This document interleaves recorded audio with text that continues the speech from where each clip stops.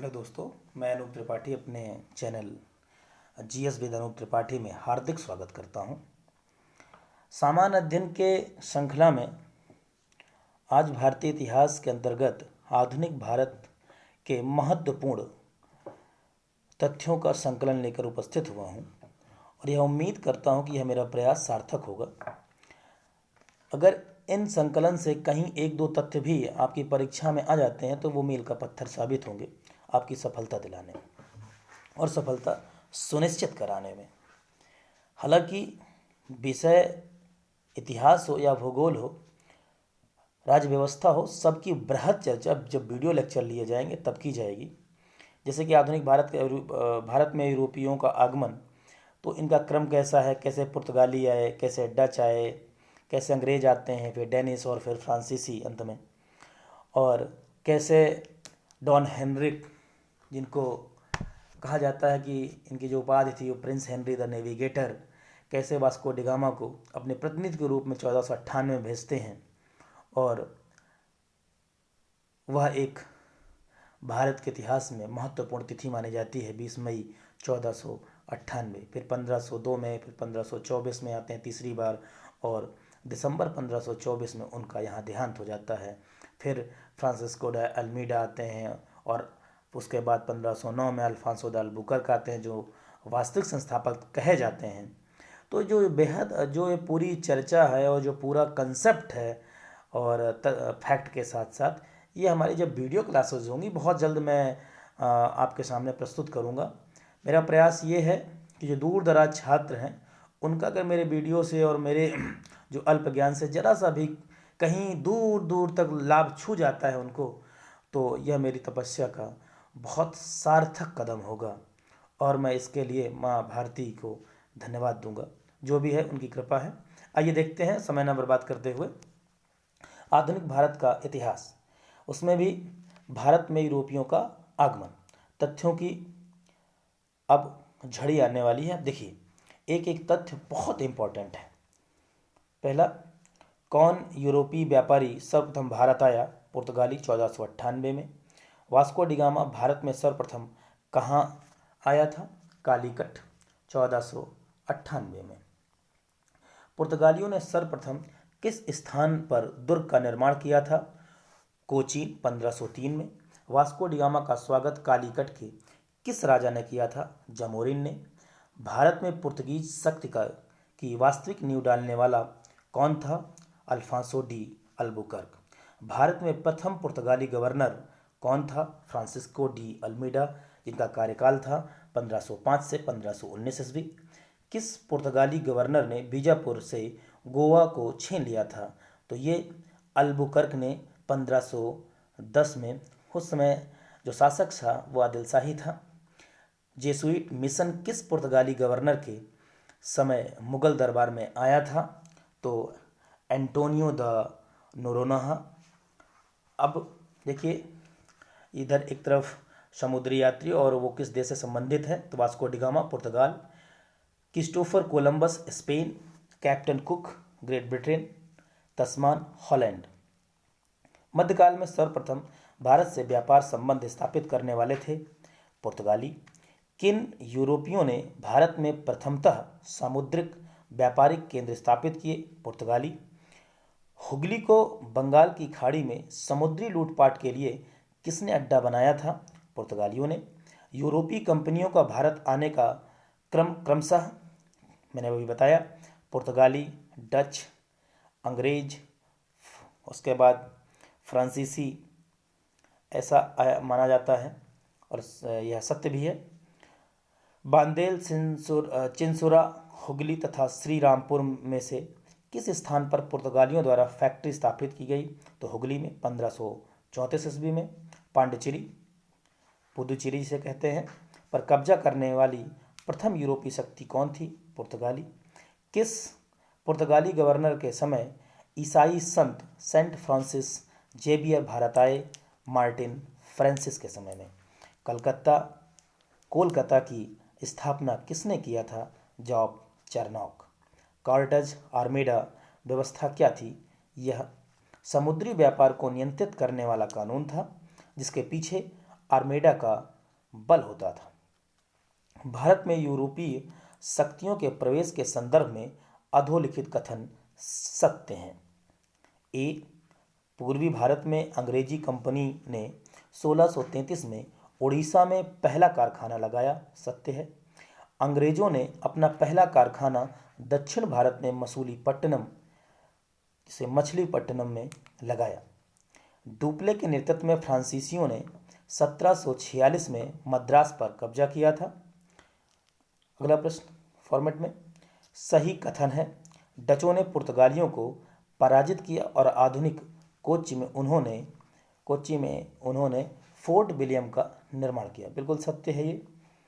अगला fact, London में British east India company के गठन के समय भारत का बादशाह कौन था? अकबर, 1556 से 1605। किस मुगल सम्राट के काल में इंग्लिश ईस्ट इंडिया कंपनी ने भारत में सर्वप्रथम कारखाना स्थापित किया? तो जहांगीर के समय में। ब्रिटिश ईस्ट इंडिया कंपनी ने बंबई किससे लिया था? पुर्तगालियों से लिया था। पुर्तगाली व्यापार का मुख्य उद्देश्य क्या था? अरबों को पूर्वी भारतीय व्यापार से हटाना। नीनो डी कून्हा ने भारत में कहाँ पुर्तगाली बस्तियां स्थापित की? तो सेंट थोमी, जिसको मद्रास तथा हुगली।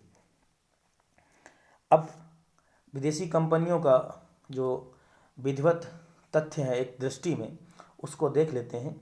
यह बहुत इम्पोर्टेंट हो जाता है और कभी कभी यहाँ से फैक्ट सीधे पूछ लिए जाते हैं।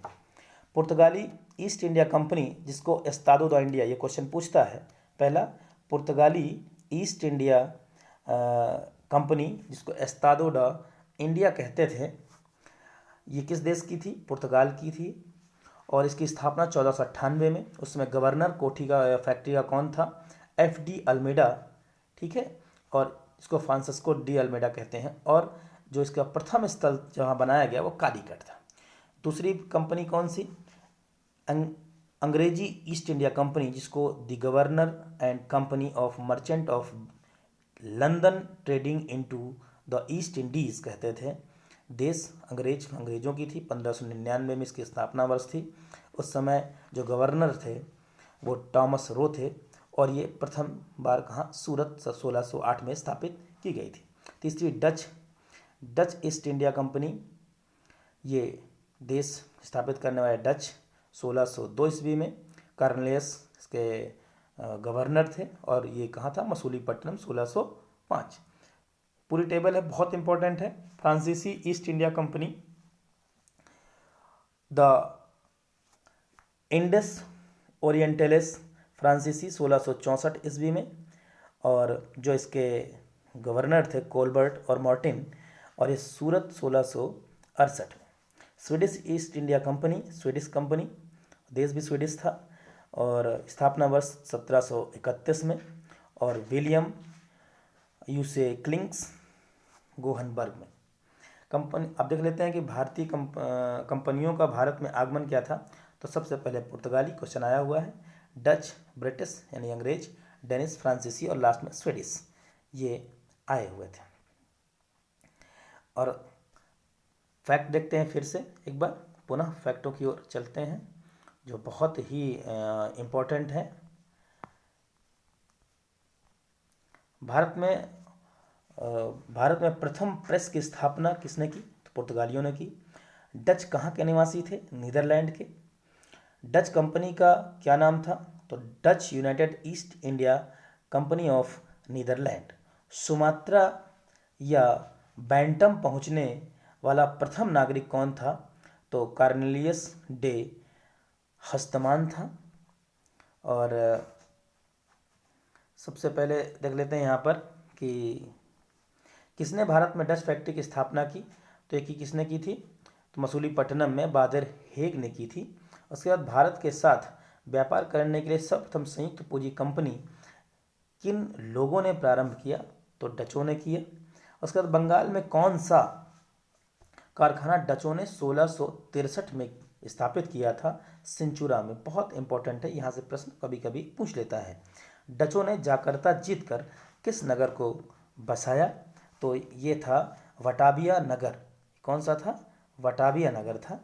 डचों ने अपने स्वर्ण सिक्के कहाँ ढाले थे? तो पुलिकट उड़ीसा में। पुलिकट उड़ीसा में बहुत इंपॉर्टेंट है। अगला देख लेते हैं। 1690 में पुलिकट के स्थान पर डच गवर्नर का मुख्यालय कहाँ बनाया गया था? तो नागपट्टनम में। डच कंपनी का व्यापार किस नीति पर आधारित था? तो सहकारिता पर। उसके बाद देख लेते हैं कि डच व्यापार के विस्तार का समय था 1630 से 1665। 1630 से 1665 ये था। यहाँ से कभी कभी प्रश्न बहुत पूछता है क्योंकि इम्पोर्टेंट भी हो जाता है। अब देखते हैं आगे, आइए चलते हैं। सूरत में डचों को काफ़ी नील मिलती थी। यह कहाँ तैयार की जाती थी? तो मध्य भारत तथा सुमात्रा में। भारत में भारतीय वस्त्रों को निर्यात करने या वस्तु बनाने का श्रेय किसे दिया जाता है? तो डचों को दिया जाता है। डचों का मुख्य लक्ष्य क्या था? तो दक्षिण पूर्व एशिया के टापुओं से व्यापार। किसने कहा था कि यूरोपीय लोग मधुमक्खी की तरह हैं, जिन्हें यदि छेड़ा गया तो काट खाएंगी और यदि न छेड़ा गया तो हमें शहद देंगी? ये कथन था अलीवर्दी खां का। 1630 में मैड्रिड की संधि किनके बीच हुई थी? तो अंग्रेज और पुर्तगालियों के बीच हुई थी। पूर्वी व्यापार पर अंग्रेजों के अधिकार को पुर्तगीजों ने कब स्वीकार किया? तो ये किया कब? जुलाई 1654 में। मुगल शासक शाहजहां के समय किस मुगल सूबेदार ने पुर्तगाली केंद्र हुगली पर कब्जा किया? तो उस समय जो शासक था वो था कासिम खान। 1600 अब देखिए, देख लेते हैं। 17वीं शताब्दी में भारत से किए जाने वाले मसालों के व्यापार पर किसका एकाधिकार था? तो डचों का था। The governor and company of merchant of London trading into the east India, इसको ईस्ट इंडिया कंपनी भी कहते थे, की स्थापना कब हुई? 1599 में। 1599 में स्थल मार्ग से आने वाला अंग्रेजी व्यापारी कौन था? तो जॉन मेल्डन हॉल। उसके बाद देखते हैं कि ब्रिटिश कंपनियों में भारत में व्यापार का प्रथम अधिकार किसे प्राप्त था? तो ये लीवेंट कंपनी 1593। तदुपरांत ईस्ट इंडिया कंपनी को 31 दिसंबर 1600 में यह प्राप्त हुआ था। काफ़ी इम्पोर्टेंट है ये तथ्य, और यहाँ से प्रायः डायरेक्ट क्वेश्चन तथ्य के रूप में पूछ लिए जाते हैं, जो बहुत ही इम्पोर्टेंट हैं। हमें इन तथ्यों पर बहुत पैनी निगाह और बार बार इसके रिवीजन की आवश्यकता होती है। अब देख लेते हैं फिर से एक बार पुनः कि कैसे ये आगे बढ़ेंगे इसके लिए। हाँ, तो तथ्य है कि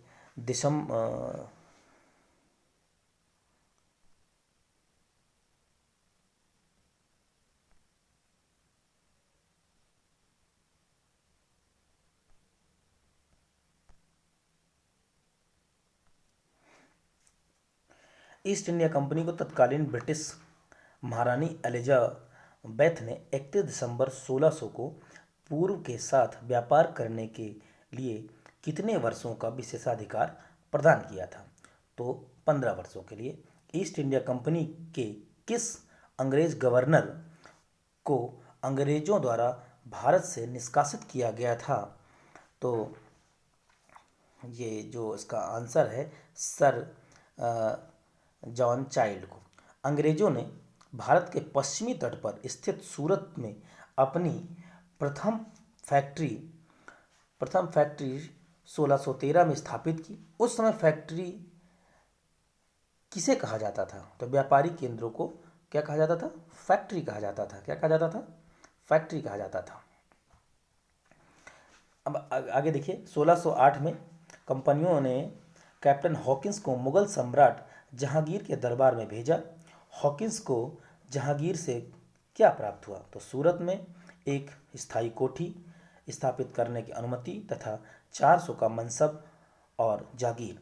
भारत में ईस्ट इंडिया कंपनी की सफलता के निम्न प्रमुख कारण थे। नंबर 1, भारत में भारतीय राष्ट्रीय भावना की कमी, कंपनी की सेना को पश्चिम प्रशिक्षण व आधुनिक हथियार का प्राप्त होना। तीसरा, भारतीय सैनिकों में राष्ट्रीय भावना का अभाव। किस अंग्रेज किस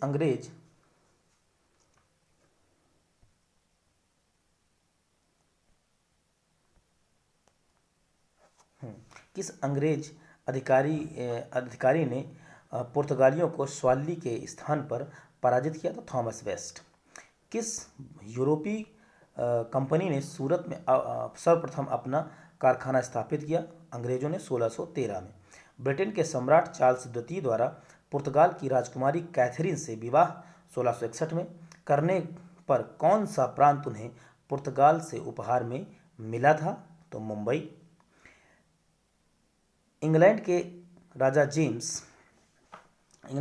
जेम्स प्रथम का एक राजदूत सर टॉमस रो जहांगीर के दरबार में आया। इसका उद्देश्य क्या था? तो शाही दरबार के अफसरों के हाथ तैयार कपड़ा बेचना, नील खरीदना, व्यापारिक संधि करना।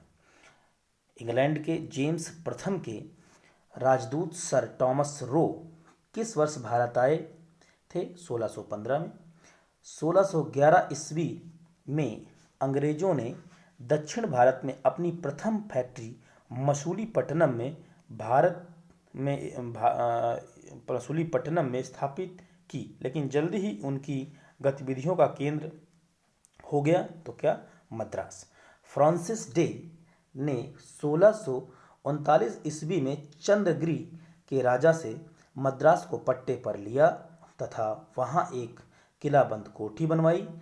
इस कोठी का नाम था सेंट जॉर्ज फोर्ट।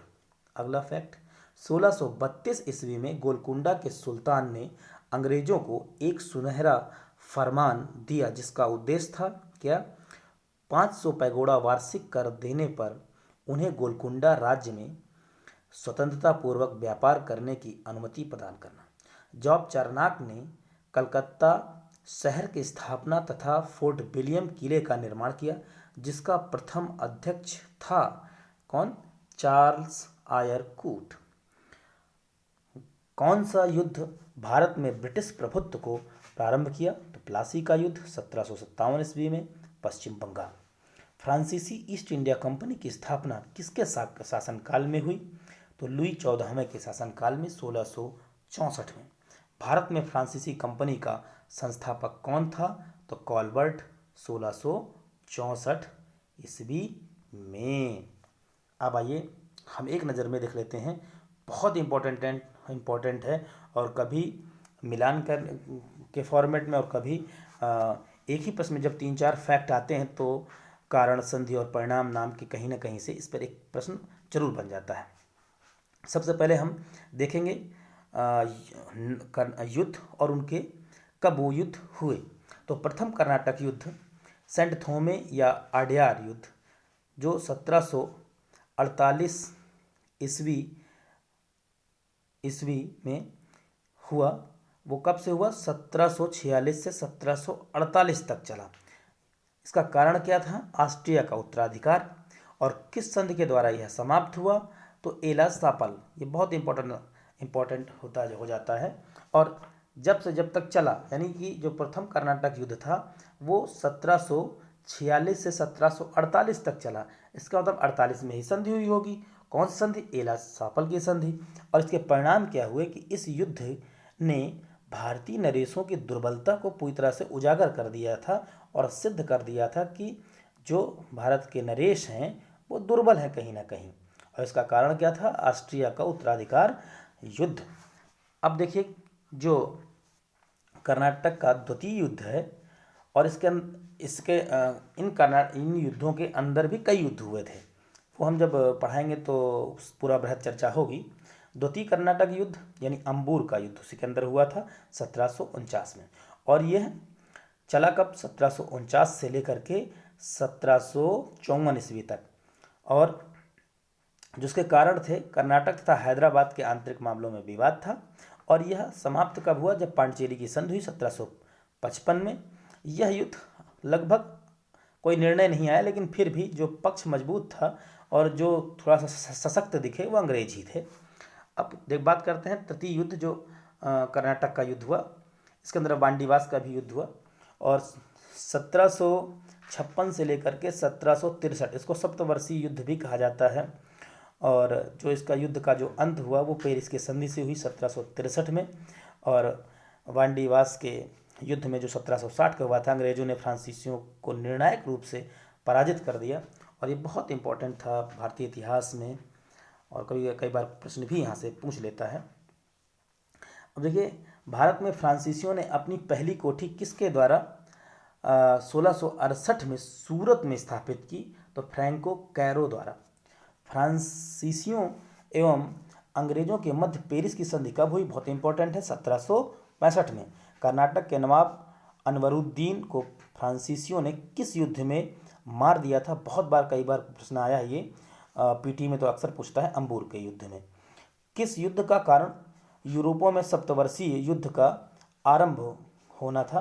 तो कर्नाटक का तृतीय युद्ध। कर्नाटक युद्ध का कौन सा तात्कालिक कारण था? तो अंग्रेजों द्वारा फ्रांसीसी जहाज़ों का अधिग्रहण। कर्नाटक युद्ध किन किन के मध्य लड़ा गया? तो अंग्रेज और फ्रांसीसी।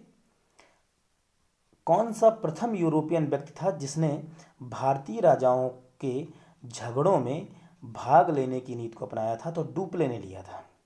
भारत में फ्रांसीसियों ने अपना सबसे पहला कारखाना कहाँ लगाया?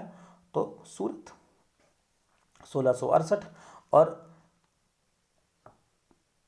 फ्रांसीसियों ने भी सूरत में लगाया और अंग्रेजों ने भी सूरत में लगाया। वो 1608 में लगाते हैं और यह 1668 में। फ्रांसीसी दक्कन में शक्ति आंदोलन स्थापित करने में असफल रहे क्योंकि अंग्रेजों की फौज बहुत शक्तिशाली थी। वह क्षेत्र जहां यूरोपियों को सर्वोत्तम सोरा अफीम प्राप्त होता था, तो कहाँ से? यह बिहार से प्राप्त होता था। कहाँ से प्राप्त होता था? बिहार से प्राप्त होता था। डच, इंग्लिश, फ्रांसीसी और पुर्तगाली में से कौन एक यूरोपीय स्वतंत्रता में भारत में व्यापारी के रूप में सबसे अंत में आए? तो फ्रांसीसी, और सबसे अंत में भारत से यह छोड़ने वाले भी थे। तो अधोलिखित में से अंग्रेजों की भारत में कोई भी देन नहीं थी। कोई भी देन नहीं थी अंग्रेजों की, तो कौन नहीं थी? ये 3 है, ABC करके। मृदा के स्वरूप तथा उपज के गुणों के आधार पर भूमि राजस्व का मूल्यांकन, युद्ध में चलती फिरती तोपों का उपयोग, तंबाकू और लाल मिर्च की खेती। भारत में ब्रिटिश साम्राज्य का संस्थापक कौन था? तो लॉर्ड रॉबर्ट क्लाइव। स्वर्ग से उत्पन्न सेनानायक भी किसे कहा जाता है? तो रॉबर्ट क्लाइव को कहा जाता है। डचों ने पुर्तगालियों को पराजित कर आधुनिक कोच्चि में फोर्ट विलियम्स का निर्माण कब किया? तो 1663 में किया। अब आइए देख लेते हैं कि देश और उनका खोजकर्ता कौन और किस वर्ष में। तो भारत की खोज वास्को डी गामा ने, जो पुर्तगाल के थे, 1498 में किया। अमेरिका की खोज क्रिस्टोफर कोलंबस ने, जो स्पेन के थे, 1494 में किया। केप ऑफ गुड होप, इसकी खोज बार्थोलोम्यू डियाज पुर्तगाल के थे, 1487 में किया। ऑस्ट्रेलिया की खोज कैप्टन जेम्स कुक ब्रिटेन के थे, 1770 में किया। न्यूजीलैंड 1642 में इसकी खोज हुई। खोज करने वाले हॉलैंड के थे, क्या नाम था उनका? अबेल तस्मान। यह कभी कभी यहाँ से मिलान करने के रूप में ये यहाँ से प्रश्न बन जाते हैं। तो यह रहा भारतीय इतिहास में यूरोपियों का आगमन। यहाँ से अक्सर प्रश्न बन जाते हैं। लगभग जो प्रश्नों की आवृत्ति रही है वो यही तथ्यों के आसपास ही रही है। जो तथ्य इम्पोर्टेंट थे हमने आज बता दिए हैं। इन पर कंसेप्ट और बृहद चर्चा हम जब कंसेप्चुअल क्लास लेंगे, वीडियो क्लास लेंगे, वहाँ पे करेंगे। फिर ये था भारतीय इतिहास में। अब सिख राज्य को लेकर के किसी दूसरे दिन फिर उपस्थित होंगे। तब तक के लिए धन्यवाद, आभार। और वीडियो अगर जरा सा भी पसंद आया हो तो लाइक, शेयर और सब्सक्राइब करें। धन्यवाद, बहुत बहुत धन्यवाद।